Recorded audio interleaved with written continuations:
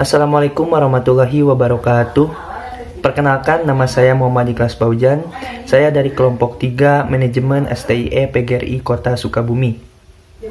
Dan di kelompok 3 ini beranggotakan saya sendiri Muhammad Ikhlas Paujan, Ilwiyah Siti Rauzoh, Ripa Anjani, Muhammad Beri Sajnan, Muhammad Rapli, Faisal Tanjung, dan Renaldi Sanjaya. Kami di sini ingin mempresentasikan tugas kelompok, yaitu tentang bisnis plan. Apa aja sih bisnis plan kita? Yuk, kita simak. Oke, langsung aja kita masuk ke bab pertama. Di bab pertama ini ada latar belakang, ada visi misi, tujuan didirikannya usaha, dan terakhir gambaran umum. Kita masuk ke latar belakang. Dari banyaknya peluang usaha yang sudah ada pada saat ini, usaha kuliner masih menduduki peringkat atas sebagai usaha yang paling banyak dipilih oleh UMKM. Alasannya sangat sederhana, dikarenakan makanan adalah sumber pangan utama bagi setiap orang. Kebutuhan pangan tidak akan pernah ada habisnya dan akan terus dibutuhkan oleh semua orang. Maka dari itu, kita memilih usaha di bidang kuliner yang berfokus pada makanan ringan berupa keripik. Di antaranya ada keripik singkong, keripik jamur, keripik talas, dan keripik kentang. Kita menyadari bahwasannya usaha keripik ini sudah banyak dilakoni oleh pelaku usaha. Namun kita tidak menyerah begitu saja. Dengan berbekal survei yang kita lakukan, usaha keripik ini memang sudah banyak dan berjamur di mana-mana. Namun ada satu hal yang harus kita yakini, yaitu dengan kreativitas dan inovasi yang kita lakukan, kita yakin usaha keripik yang kita jalani ini akan mampu bersaing dengan keripik yang sudah banyak dijual di pasaran. Kemudian yang kedua yaitu visi misi. Visi kita yaitu untuk menjadikan perusahaan yang totalitas dalam menyajikan produk kepada konsumen. Misi kita adalah meningkatkan kompetensi karyawan, produksi, dan teknologi. Dan yang kedua, menyediakan produk yang berkualitas serta bermutu tinggi. Dan yang ketiga, memastikan ketersediaan produk bagi para pelanggan. Didirikannya usaha keripik ini terdapat beberapa tujuan, yaitu 1. Untuk memenuhi tugas yang diberikan oleh dosen pengampu. Yang kedua, mencoba mencari peluang dari ide bisnis yang sudah direncanakan. Yang ketiga, diharapkan terjalin kerjasama antar produsen dan konsumen. Dan yang keempat, diharapkan mampu mengurangi tingkat pengangguran. Dan yang kelima, mencari keuntungan atau laba. Yang terakhir, gambaran umum. Keripik merupakan makanan yang banyak digemari oleh semua kalangan, mulai dari anak-anak, dewasa, bahkan orang tua. Bahan yang sering dijadikan sebagai bahan dasar pembuatan keripik adalah singkong, kentang, jamur, talas, dan lain-lain. Pembuatan keripik itu sendiri terbilang cukup mudah, namun harus didasari dengan teknik tertentu agar terciptanya cita rasa keripik yang nikmat. Dan sekarang kita masuk ke bab 2, aspek umum dan organisasi. Di bab 2 ini ada profil perusahaan, struktur organisasi, produk perusahaan, dan legalitas perusahaan. Yang pertama, profil perusahaan. CP Indojaya adalah perusahaan yang memproduksi makanan ringan serta makanan instan. Awal berdiri tahun 2021 karena keadaan di mana banyak kebutuhan masyarakat akan adanya makanan instan, murah meriah, dan mengenyangkan juga mudah didapatkan. Nama perusahaan, CP Indojaya. Jenis perusahaan kuliner, pemilik CP Indojaya, tahun berdiri 2021, alamat Kampung Cibatu, Desa Sukasari, Kecamatan Cisaat, Kabupaten Sukabumi, Provinsi Jawa Barat. Kontak person 0859 74444 8477. Dan yang kedua ada struktur organisasi. Struktur organisasi ini terdiri dari manajer, wakil manajer, bendahara, dan anggota. Dan yang ketiga ada produk perusahaan. Perusahaan CP Indojaya menerbitkan macam rasa. Yang pertama itu ada rasa original, balado, dan pedas. Sehingga semua kalangan bisa memilih sesuai kebutuhan masing-masing. Dan juga keripik kami bisa dinikmati oleh anak-anak, orang tua hingga dewasa. Untuk macam-macam produknya ada keripik singkong, keripik kentang, keripik jamur, dan juga keripik talas. Untuk proses pembuatan keripik, pertama-tama cuci bersih bahan dasar seperti singkong, kentang, talas, jamur yang telah dipersiapkan sebelumnya. Yang kedua, siapkan bahan rendaman seperti air panas, tapi bukan air yang mendidih. Tambahkan sedikit garam dan baking soda, lalu aduk rata. Kemudian masukkan bahan dasar ke bahan rendaman, rendam kurang lebih 45 menit sampai 1 jam. Lalu tiriskan bahan dasar, kemudian bilas lagi dengan air dan kemudian tiriskan lagi. Dan untuk pembuatan keripik jamur itu ada satu langkah prosesnya dengan menambahkan tepung maizena dan juga tepung terigu. Lalu panaskan minyak secukupnya, harus sampai terendam. Goreng singkong sampai kekuningan, sesekali diaduk supaya matang merata. Setelah matang, langsung taburi bumbu yang memiliki berbagai macam rasa. Kemudian keripik siap disajikan. Kemudian ada kandungan manfaat produk dari keripik singkong, kentang, talas. Nah, ketiga keripik ini memiliki black kompleks dan juga karbohidrat yang baik untuk tubuh. Dan untuk keripik jamur tidak hanya memiliki karbohidrat, tapi memiliki protein juga. Kemudian ada legalitas perusahaan. Dari segi legalitas, usaha ini belum memiliki legalitas secara real, karena hanya berskala kecil sehingga tidak mempunyai dokumen-dokumen atau hukum usaha, dikarenakan usaha ini masih terencana dan belum dijalankan. Oke, yang selanjutnya bab 3 yaitu aspek pemasaran. Yang pertama ada analisis SWOT yang terdiri dari strength yaitu kekuatan. Produk kami memiliki kekuatan diantaranya 1. Mempunyai banyak varian rasa, tekstur keripik yang renyah dan kriuk, harga lebih terjangkau dibandingkan merek lain. Yang selanjutnya ada weakness yaitu kelemahan. Yang pertama ada ketahanan keripik kami hanya bertahan selama 1-2 minggu saja. Yang kedua, kurangnya alat untuk pengolahan. Dan yang ketiga, banyaknya pesaing. Kemudian ada opportunity yaitu peluang. Yang pertama ada jumlah peminat yang tinggi, pasar di marketplace sangat luas. Yang selanjutnya bisa menjual sebagai reseller. Dan yang terakhir lokasinya strategis yaitu rumah, toko, dan menawar-nawarkan kepada konsumen secara langsung. Yang kemudian ada threat yaitu kelemahan.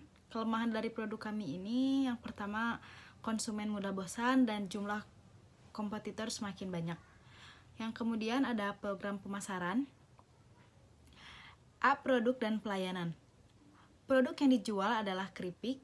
Kami memberikan produk yang bahannya dari bahan pangan terbaik dan bermutu juga menghasilkan beberapa manfaat. Keripik ini terdiri dari keripik singkong, keripik kentang, keripik jamur. Kami mempunyai banyak varian rasa diantaranya pedas, asin, jagung bakar, keju, balado, dan masih banyak lagi.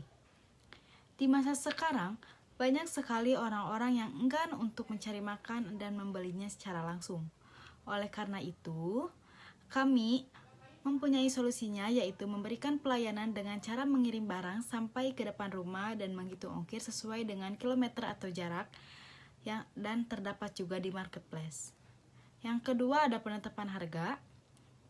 Penetapan harga dihitung dengan cara menghitung menggunakan HPP dan dari hasil HPP tersebut dapat kami uraikan keripik berat bersih 250 gram dengan harga 12.000.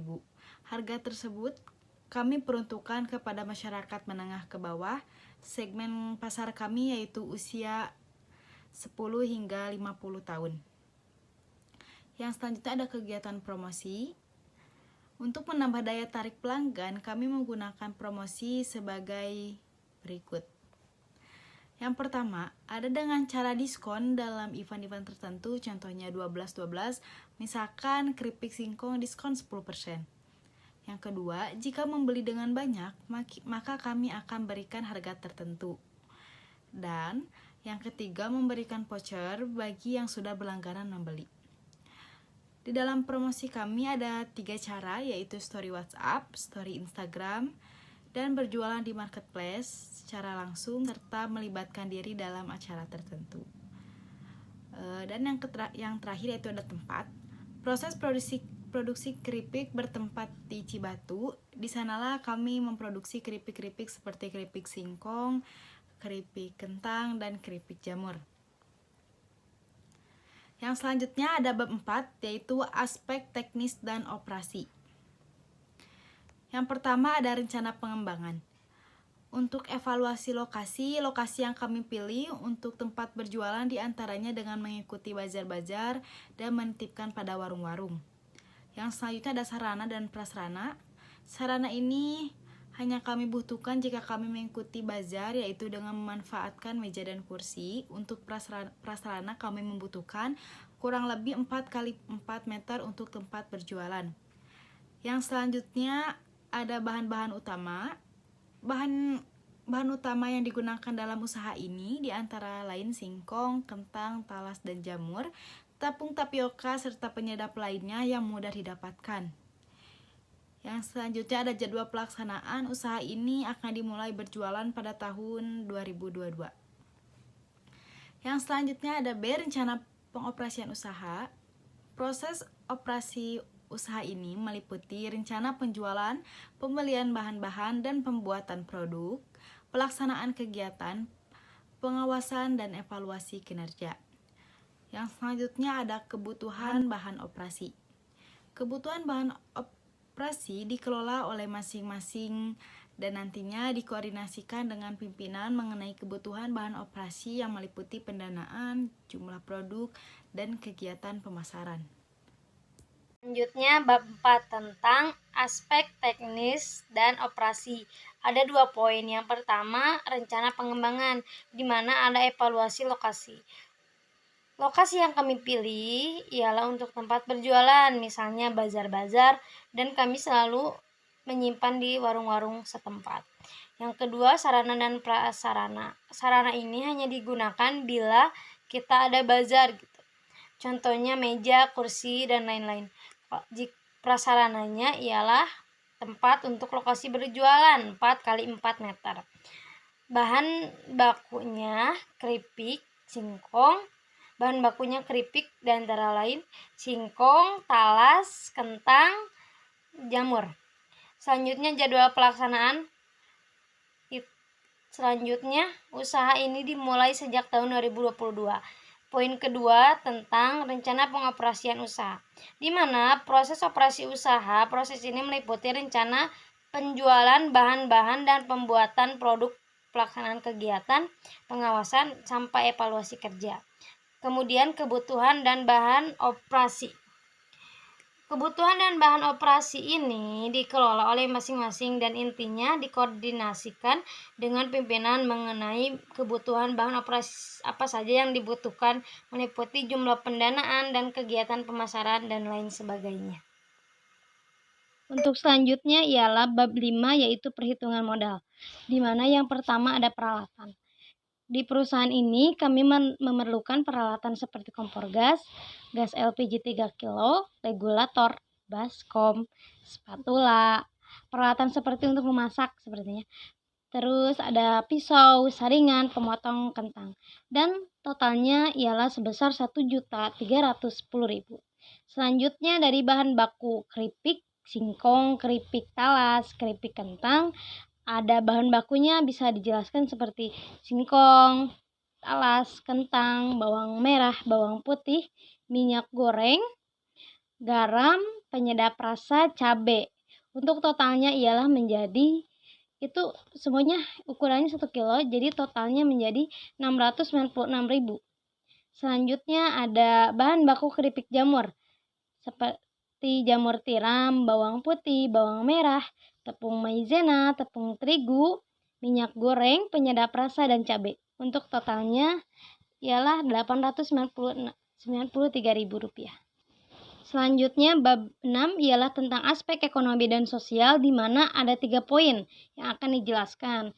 Yang pertama adalah penyerapan tenaga kerja, di mana jika usaha keripik Bang Jago ini semakin berkembang, mempunyai pabrik yang besar, dan mempunyai peminat yang semakin tinggi, maka akan ada kemungkinan jika keripik Bang Jago ini membuka lapangan pekerjaan yang baru, begitu. Dan bisa berkontribusi bagi Indonesia untuk mengurangi pengangguran ya.